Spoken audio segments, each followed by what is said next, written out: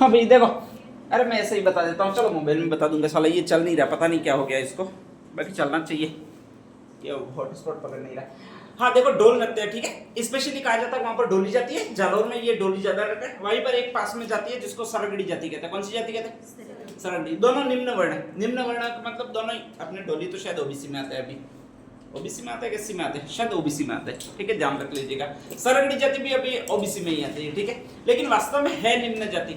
इनको एससी या ST caste में सम्मिलित करना चाहिए था, जैसे डोली है, जोगी है, इसके अलावा और ओबीसी में कौन से डाल दिए ऐसे, शायद कंजर भी मेरे ख्याल से एससी में आते हैं, ओबीसी में ही आते हैं, ऐसा लगता है ये, ठीक है। ये जातियां वास्तव में रिजर्वेशन के हकदार थी।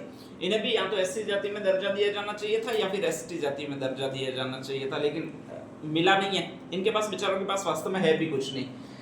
तो ऐसी दो जातियां जालौर में रहती है। जालौर में रहती है डोली है, तो डोल बजाने में निपुण होते हैं। और जब भी डोली आपके बुलाओगे, कहां पर, बिनौला निकलने समय, तो 4-5 डोली एक साथ आएंगे, ठीक है, ध्यान रख लीजिएगा। और फिर वो तड़बड़ तड़बड़ ध्वनि के साथ डोल बजाना शुरू करेंगे। तो कहा जाता है कि उस समय ये डोल नृत्य जालौर में शुरू हुआ है। अब जो 5-6 लोग ढोल बजाते हैं, तो उसमें से आपकी पहली फरमाइश यही होती होगी कि भाई 3 ताली वाला गरबा वाला ढोल बजाओ, ठीक है। कब तक बजाते रहते? दौड़ते दौड़ते थक नहीं जाते होता। वो 3 ताली वाला गरबा ऐसा शुरू होता, बाद में बहुत खतरनाक दौड़ाते हैं, ठीक है, ध्यान रख लीजिएगा। और वो भी थोड़ा स्पीड ही बजाते हैं, थक के जल्दी जल्दी थक जाओ और बैठ जाओ। तो इसी शैली को एक शैली कहा जाता है जिसका नाम है थाकना शैली। कौन सा नाम है? थाकना शैली, ठीक है, ध्यान रख लीजिएगा। डोलिया या डोली है, वो पैसे लेकर आते हैं, और पैसे लेकर आते थे एक निश्चित टाइम तक ही बजाते हैं। या तो आपको 2 मिनट गरबे खेलने देंगे या फिर 5 मिनट खेलने देंगे, इससे ज्यादा खेलने नहीं देंगे, ठीक है। अब जब स्पेशली ये पैसे लेकर काम करने वाली जाति होती है, वो इतना ज्यादा इसको फेमस नहीं कर पाती है। तो इसको फेमस किसने किया? तो कहा जाता है कि एक नाम मिलता है जिसका नाम है खीम सिंह राठौड़। क्या नाम था? जालौर का रहने वाला था, ठीक है। सरगड़ी जाति की एक कन्या थी वहीं पर, उसी के गांव में, उससे प्रेम करता था, ध्यान रख लीजिएगा। कहा जाता है कि उस लड़की को 3 ताली के गरबे रमने का बहुत ज्यादा शौक था, या गरबे खेलने का बहुत ज्यादा शौक था। और गरबे खेलने का बहुत ज्यादा शौक था, तो कहा जाता है कि वो डोली इतनी देर बजाते ही नहीं थे। तो ऐसी कंडीशन में कहा जाता है कि उसने जिम्मा लिया। किस आदमी ने? अपने खीम सिंह राठौड़ ने, ठीक है। और आप तुमको तो पता ही है, जब प्रेमी कोई जिम्मा ले लेता है तो सारी रात रात वो ढोल बजाता रहता है, उसको क्या करना, और तो कुछ काम है नहीं।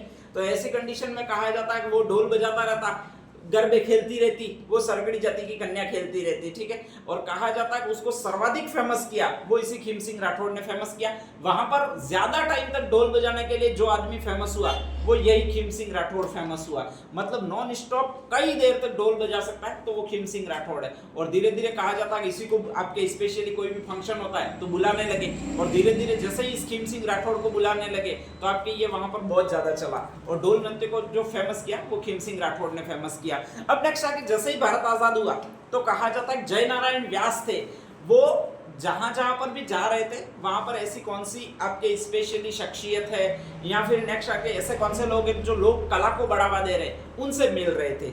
जय नारायण व्यास आपके मुख्यमंत्री रहे, 1-2 साल तक मुख्यमंत्री रहे भी है, 52 से 54 के बीच में मुख्यमंत्री रहे। तो वो कहा जाता है कि एक बार जालौर आए, और जालौर आए तो उस समय कहा जाता है जय नारायण व्यास भी गरबा खेलने जुड़े।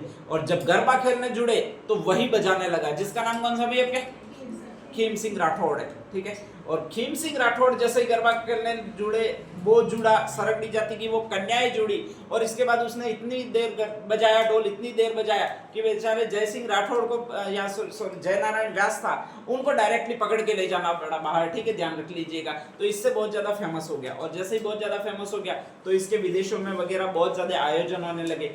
ढोल नृत्य को विदेशों में जो ज्यादा फेमस किया है वो इसी आदमी ने किया है, खीम सिंह राठौड़ ने किया, ध्यान रख लीजिएगा, ठीक है। तो जालौर में साचलिया संप्रदाय वहां का है, वही इसको बजाता है। 5 ढोल होते हैं साचलिया संप्रदाय में, ऐसे एस 5 अक्षरों का होता है, 5 जैसा होता है, तो 5 ढोल है, और इसको बजाया जाता है वो आपके इसी शैली में, थाकना शैली में बजाया जाता है। 5 चीजें याद रखनी है, ठीक है। नेक्स्ट आगे 2 और वाद्य यंत्र मैंने बताया, जिसमें से एक तो कालबेलिया है, सॉरी वाद्य यंत्र तो क्या, लोक नृत्य है, एक तो कालबेलिया है, और एक कौन सा आपके?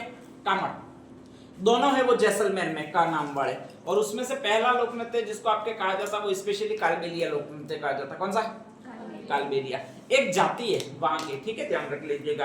अब आप एक जाति है ये कैसे समझोगे? तो आप अगर कभी डूंगरपुर वगैरह कहीं जाओगे या फिर किसी सिटी में जाओगे, तो कोई न कोई ऐसा व्यक्ति मिल जाएगा जो आपको सांपों का खेल बता रहा होगा, उसका पिटारा होगा, उसमें एक सांप लाएगा, ठीक है, कहेगा कि ये महादेव जी का वरदान है या महादेव जी वाला नाग है, आप कुछ पैसे रखो, ये तुम्हें आशीर्वाद देगा। और आशीर्वाद देने का बहुत सिंपल सा सिस्टम होता है कि आपके हाथ पे या तो केसर डाली जाती है, ठीक है, और फिर हाथ आगे किया जाता है, और वो सांप होता है उसको केसर बहुत ज्यादा पसंद होती है तो वो पी लेता है, ध्यान रख लीजिएगा, ठीक है। और जब सही पी लेता है तो ये मान लिया जाता है कि उस सांप ने आपको आशीर्वाद दे दिया है, तो वो भी ऐसे ही करवाता है, 50 रुपए 100 रुपए लेगा, केसर डालेगा और फिर अपने ही हाथों से आप या फिर दूध डालेगा हाथ में और अपने ही हाथों से उस दूध को या केसर को पिलाओगे। वो किसको पिलाओगे भाई? आपके सांप को पिलाओगे, ठीक है, नहीं काटेगा, ध्यान रखना है, वो नहीं काटेगा स्पेशली, क्योंकि उसका जहर पहले ही वो निकाल चुका होता है। तो यही एक जाति है जिसको कालबेलिया जाति कहते हैं। कौन सी जाति?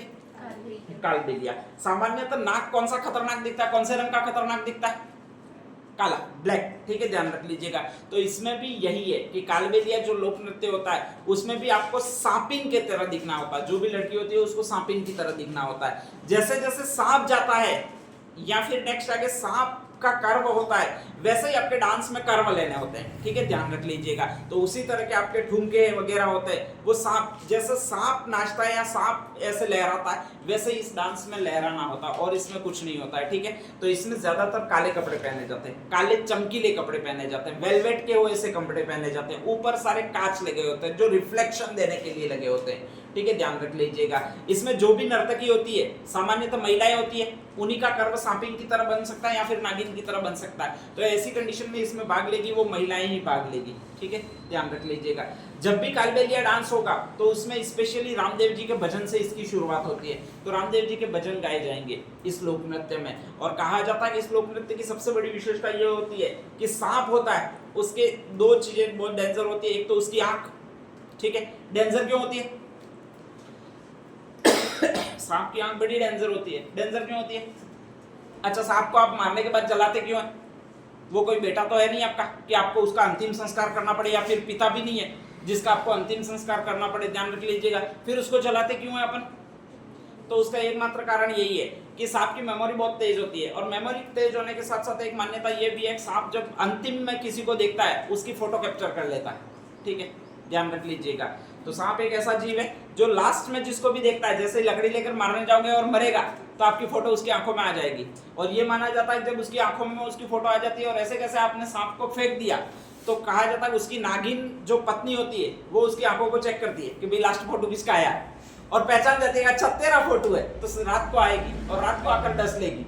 यही आपके कहानी चलती है। और इसीलिए कहा जाता है सांप का दंश होता है या दाव होता है वो हमेशा रहता है, ठीक है। तो सांप का दाव होता है वो कभी खत्म नहीं होता है। तो ऐसी कंडीशन में कहा जाता है जब भी उसको मारो तो उसको जलाना आवश्यक है, ठीक है। तो एक तो उसका मेन कैरेक्टर होता है वो आपकी आंखें होती है। तो यहाँ पर भी यही है, इस नृत्य में भी यही है कि जो भी लड़की अगर ये नृत्य करती है तो उसको ये कला दिखानी पड़ती है। और कला दिखानी पड़ती है तो उसमें जो भी आपके स्पेशली या तो नोट रखते हैं भूमि पर, या फिर नेक्स्ट आगे आपके स्पेशली कोई अंगूठी वगैरह रखते हैं, ठीक है। तो कहा जाता है उसको उठाना पड़ता है, और उसको उठाना पड़ता है वो पीछे झुकना होता है, फिर अपनी आंखों की पलकों से या तो अंगूठी को पकड़ना है या फिर नोट को पकड़ना है और इसको ऊपर उठाना है। और यही जो लोक नृत्य होता है वो आपका ये लोक नृत्य कहलाता है। नाम कौन सा भी आपके? कालबेलिया लोक नृत्य होता है, ठीक है, ध्यान रख लीजिएगा। इसमें सामान्यतः आपके ये जो शंख है वगैरह है उन वाद्य यंत्रों का प्रयोग किया जाता है। वाद्य यंत्र कभी पूछेगा नहीं। हाँ, एक चीज और कि सांप है तो उसमें एक चीज आएगी, सांप को वश करने के लिए कौन सा वाद्य यंत्र आपके? पुंगी। पुंगी को और क्या कहते हो? बीन, ठीक है। तो एक मेन वाद्य यंत्र होता है वो पुंगी होता है, बाकी हारमोनियम वगैरह जो होते हैं वो दूसरे वाद्य यंत्र होते हैं, ठीक है। पुंगी कौन सा वाद्य यंत्र होता है अगर किसी को है तो अमरीश पुरी की पहले वाली फिल्म में देखा रहता है कि अमरीश पुरी सांप पकड़ने का ही काम करता है। जहां जहां पर भी वो जाता है वो नागिन पकड़ने का जरूर काम करता है, ध्यान रख लीजिएगा। तो वो इस तरह से बजाते हैं और फिर नेक्स्ट आगे सांप कूदता रहता है, आगे आगे ऐसे फण फैलाता है। तो वही आपका वाद्य यंत्र होता है, उसको पुंगी कहा जाता है। कौन सा कहा जाता है? पुंगी, ठीक है। तो ये आपके कालबेलिया एक लोक नृत्य, ध्यान रख लीजिएगा। दूसरा एक लोक नृत्य जिसको कहा जाता है कामड़। कामड़ जाती है और उसी पर लोक नृत्य का भी नाम है। बाकी इस लोक नृत्य को और कहते हैं वो 13 ताड़ी लोक नृत्य कहते हैं, ध्यान रख लीजिएगा, ठीक है। इसमें कहा जाता है टोटल मंजीरे होते हैं और वो मंजीरे होते हैं 13। कितने होते हैं? लेफ्ट पैर होता है उस पर आपके घुटने सहित 9 मंजीरे सीधे बांध दिए जाते हैं। 2 ही साथ में होते हैं, 2 ही साथ में होते हैं। तो 4 तो आपके ये और 9 पैर पर टोटल मंजीरे हो जाएंगे वो 13 मंजीरे हो जाएंगे, ध्यान रख लीजिएगा, ठीक है। इसमें भी कामड़ जाती है, वो भी रामदेव जी की भक्ति है। तो रामदेव जी के जो भी भक्त जाति होती है वो आपके एक और लोक नृत्य करती है जिसको कामड़ लोक नृत्य कहते हैं या फिर 13 ताली लोक नृत्य कहते हैं। कामड़ जनजाति द्वारा किया जाता है और स्पेशली इस लोक नृत्य में आपके मंजीरे बजाए जाते हैं। तो ये 2 और 2 4 मंजीरे होते हैं वो रेगुलर टकराते हैं और टकराने से एक लोक नृत्य होता है या फिर ध्वनि पैदा होती है और उसके हाव भाव बताए जाते हैं। तो इसी लोक नृत्य को अपन 13 ताड़ी लोक नृत्य कहते हैं, ठीक है, ध्यान रख लीजिएगा। इसमें एक कैरेक्टर होता है, अब 9 मंजीरे बांधे हुए तो वो स्पेशली उठेगी नहीं, बैठी रहेगी। तो वो बैठी रहती है, एक पैर आपके इस तरह से लंबा होता है, ठीक है, घुटनों तक मुड़ा हुआ होता है और उसी के थ्रू हाथों की कलाएं प्रदर्शित की जाती है। तो कभी एक आध मंजीरा किसी और को लगा, दूसरा मंजीरा किसी और को लगा, इस तरह से लगते रहते हैं, ध्वनि निकलती रहती है और लोक नृत्य होता रहता है, ध्यान रख लीजिएगा। अब यहाँ पर स्पेशली महिलाएं भाग ले रही है, पुरुष भी भाग लेते हैं, ध्यान रख लीजिएगा, ठीक है। और सारे मंजीरे होते हैं वो महिला ने बांध दिए और कोई मंजीरा बचा ही नहीं है। और जब भी कोई वाद्य यंत्र नहीं बचता है तो एक वाद्य यंत्र पुरुषों के पास हमेशा रहा है, उसका नाम है तंदूरा। क्या रहता है? उसी को तंबूरा कहते हैं। क्या कहते हैं? ठीक है, तो अपन यही कहते हैं कि तो हो तंबूरा बजाड़ता तो यो, ठीक है, ध्यान रख लीजिएगा। तो जब महिलाएं सारे ऑर्नामेंट्स पहन लेती है तब पुरुष वहां पर खड़े खड़े तंबूरा बजाते हैं और इसी लोक नृत्य को कहते हैं। अरे वास्तव में यही है लोक नृत्य हमारा, ध्यान रख लीजिएगा, ठीक है। तो इसी लोक नृत्य को जो कहा जाता है वो आपके कामड़ लोक नृत्य कहा जाता है या फिर नेक्स्ट आगे 13 ताड़ी लोक नृत्य कहा जाता है, ध्यान रख लीजिएगा, ठीक है। तो 2 लोक नृत्य है और वो लिख दीजिएगा। फर्स्ट कौन सा बताया मैंने आपको?